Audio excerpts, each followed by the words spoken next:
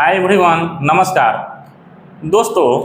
इंसान को ज़िंदगी जीने के लिए 5 मूलभूत आवश्यकताएं की ज़रूरत पड़ता है, जिसमें रोटी, कपड़ा, मकान, शिक्षा, चिकित्सा जरूरी है।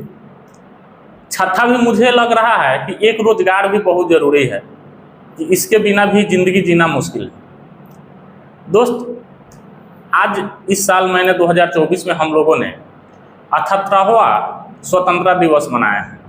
देश को 78 साल आज़ादी के हो गए। क्या अभी तक कोई भी सरकार, कांग्रेस हो या बीजेपी हो, सबने अपने अपने बारी से शासन किया है? क्या मेरा देश इस योग्य भी नहीं है कि एक गरीब का इलाज हो सके मुफ्त में? जो गरीब जनता, जो मजदूर, मिडिल क्लास परिवार, इन लोगों को चुन करके सरकार बना रहा है, लेकिन ये लोग इन लोगों को मूलभूत आवश्यकता भी देने में नाकाम है। टैक्स पे टैक्स लादा जा रहा है, आम आदमी को जीना मुश्किल हो गया है।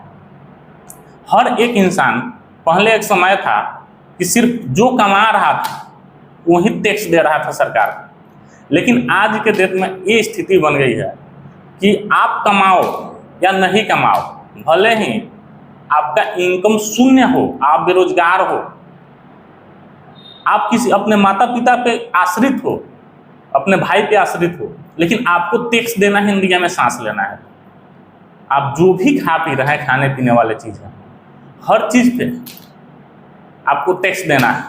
28% तक जीएसटी आपको देना पड़ रहा है। लेकिन क्या ठीक है, इतना टैक्स से सब कुछ देने के बावजूद क्या सरकार अपने देश के नागरिकों को इलाज तक मुहैया कराने में नाकाम हो रही है? दोस्त, मैं 5 तारीख को गया था, 5/10/24 को मेरे बेटे के हेल्थ इशू था, उसको लेकर के मैं पटना एम्स में पहुंचा। सुबह 3 बजे से नंबर लगाने के बाद में 1 बजे डॉक्टर ने देखा। अच्छी बात है, कोई बात नहीं, कहीं प्राइवेट हर जगह नंबर लगाना पड़ता है। डॉक्टर के पास जब मैं गया, यह है मेरा पटना एम्स का रिपोर्ट। आपको ये 24 तारीख का, सॉरी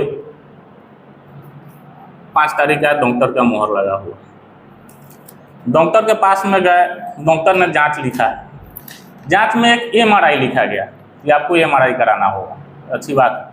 मैंने डॉक्टर से पूछा कि क्या सर MRI अंदर हो जाएगा, हॉस्पिटल में MRI की सुविधा है?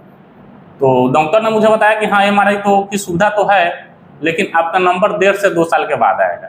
1.5-2 साल वेटिंग करना पड़ेगा आपको। यानी किसी पेशेंट को MRI की ज़रूरत हो, MRI तब कराया जाता है जब आदमी का बीमारी का पता नहीं चल रहा है, तो उसको 1.5 से 2 साल इंतजार करना पड़ेगा पटना एम्स में MRI कराने के लिए।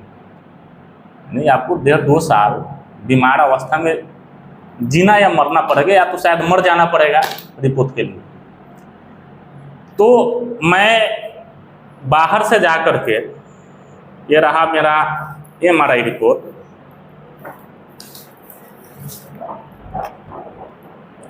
मैंने बाहर से जा कर के MRI कराया।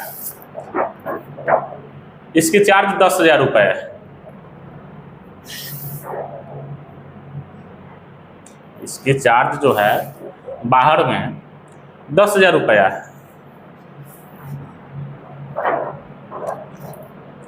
बात फ्रेंड्स 10,000 रुपये की यहाँ नहीं। बात यह है कि मेरे पास 10,000 रुपये था, तो मैं तो जा करके MRI करा लिया। बात उन लोगों के लिए है जो बहुत मुश्किल से 200, 300, 250, 500 रुपये कमा पा रहा है। एक रिक्शा चलाने वाला, एक ऑटो चलाने वाला, एक मजदूर आदमी, या जिसको काम ही नहीं मिल रहा है। हालत ऐसी बेरोजगारी की, लोगों को काम तक भी, कोई भी काम करने के लिए जल्दी काम तक मिलना मुश्किल है। तो जो लोग यदि 500, मान लिया जाए 500 रुपया कमा ही रहा है, 160 रुपया के 1 लीटर तेल खरीद के जा रहा है, 40 रुपया के 1 केजी आलू खरीद के जा रहा है, 40 रुपया 50 रुपया के 1 केजी चावल उसका बन रहा है,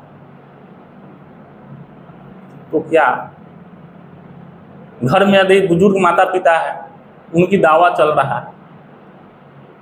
जिनके पास यदि 10,000 रुपये नहीं है, बहुत से दोस्त ऐसे नागरिक हैं हमारे देश में, लाखों की करोड़ों की संख्या है जिनके पास 2,000 रुपये के लिए मोहताज है।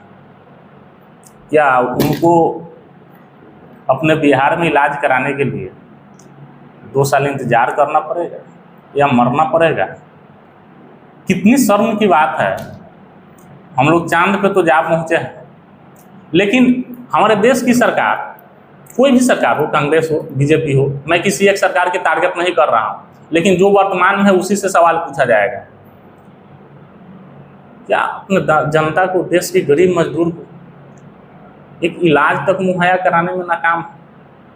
ये लोग बातें तो लंबी लंबी करते हैं कि देश में विकास हो रहा है, ये हो रहा है, लेकिन रियलिटी आप धरातल पर जाए, आपको जो भी एम्स में इलाज कराना है, पटना की बात मैं कर रहा हूँ, मैं तो पटना ही गया हूँ, मैं पटना की ही बात कर रहा हूँ, आपको जो भी दावा है, आपको लगभग 80% दावा बाहर जाके खरीदना है। जो भी महंगे जांच है आपको जाके बाहर कराना होगा। तो मजबूर है लोग प्राइवेट हॉस्पिटल के चक्कर लगाने के लिए। मेरा कहने का मेन उद्देश्य है दोस्तों, आप लोग को जागरूक करने का उद्देश्य है। क्या हम लोग भूत दे रहे हैं सरकार को? ये लोग भले 8500 8,000 के चार्टेड प्लेन में घूम रहे हैं, घूमिए, आप लोग घूमिए, अच्छी बात है। हमारे देश के गरीब नागरिक आपसे सवाल नहीं पूछने जा रहा है, उनकी तो सोच भी नहीं वहां तक पहुंचना है, क्योंकि आप लोगों ने शिक्षा के स्तर को तो इतना ना दबा दिया, लोग पढ़ेंगे लिखेंगे तब तो आपसे सवाल करेंगे। तो क्या हमारे देश का गरीब मजदूर मर जाए इलाज के बिना? मर जाए क्या, मर ही तो रहा है, सामने है आपके। भाइयों, दिल्ली एम्स में इलाज कराना हो, आपको स्ट्रेचर पर लेट करके जाना होगा तो वो एडमिट हो जाएंगे आप। तो नंबर लगाते लगाते आपको पैरवी चाहिए नेताओं की, पैरवी होगा तो शायद नंबर आपका लग जाएगा, नहीं तो मरना पड़ेगा भाई साहब। देश में चल क्या रहा है? गवर्नमेंट ऐसा सिस्टम क्रिएट कर दिया है, ऐसा पॉलिसी ला दिया है कि हर मिडिल क्लास परिवार गरीबी रेखा के नीचे जा रहा है, उनको धकेला जा रहा है, मजदूर बनाया जा रहा है, देश का जीडीपी बढ़ रहा है, हमारे देश का stock market all time high पे चल रहा है, लेकिन हर छोटा छोटा सेक्टर रिटेलर, हर छोटा व्यापारी वर्ग, हर मजदूर, हर किसान अंदर से खोखला हो चुका है, तबाह है। वो बोले तो किससे बोले? धरातल पर स्थिति इतनी ज़्यादा बिगड़ चुकी है, लेकिन उनका मुद्दा उठाने वाला कोई नहीं, उनके बारे में बात करने वाला कोई नहीं। दोस्तों, चिकित्सा बहुत जरूरी है। बहुत तकलीफ होता है जब एक आम आदमी पैसों के तंगी के कारण अपना इलाज नहीं करा पाता। भाई साहब, आप लोग भले सारे देश का धन लूट के स्विस बैंकों में डाल लो, जो करना है कर लो यार, कम से कम देश के लिए एक शिक्षा और चिकित्सा तो फ्री कर दो देश के गरीबों के लिए, इतना तो कर लो।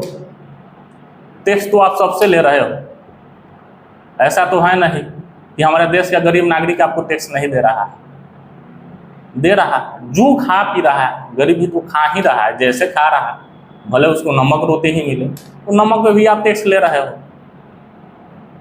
हर चीज़ पे। आप भले 5 kg जो अनाज दे रहे हो भाई, उसको बंद करो, मत दो अनाज। हमारे देश के मजदूरों में, हमारे देश के किसानों में इतनी ताकत है, इतनी क्षमता है कि वो अपने खाने के लिए, उपार्जन करने के लिए हम जरूर उपचा लेते हैं, उतना मजदूरी मेहनत करके जरूर कमा खा लेंगे। आप 5 किलो अनाज बंद कर दो, लेकिन इलाज का तो व्यवस्था कर दो आप।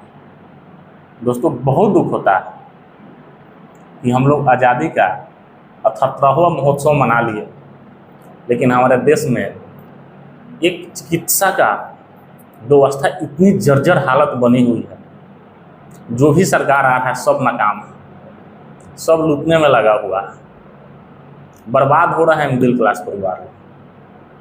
ठीक है दोस्त, मिलते हैं फिर अगले नेक्स्ट वीडियो में, तब तक के लिए जय हिंद,